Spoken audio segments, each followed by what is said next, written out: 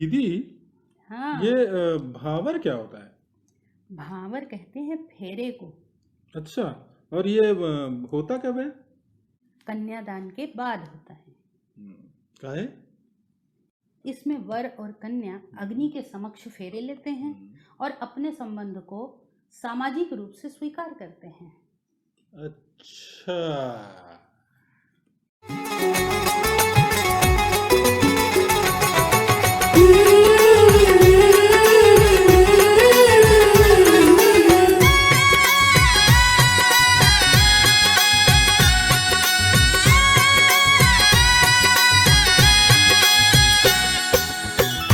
सिया दुलहिनी दुल्हा राम परन लागी, अरे अरे परन लागी, अरे अरे परन लागी भावरिया।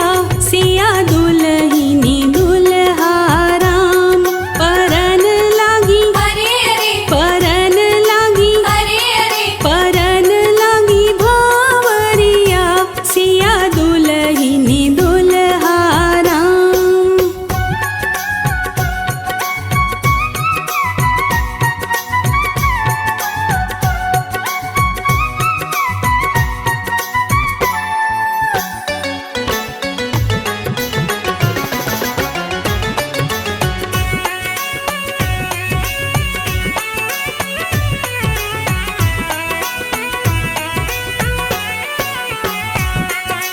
तीनों लोक में मंगल छाई, नौबत घर घर बाजे।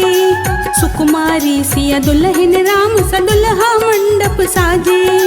राम सिया सिर सिंदूर देवे, अमृत वर्षा होए।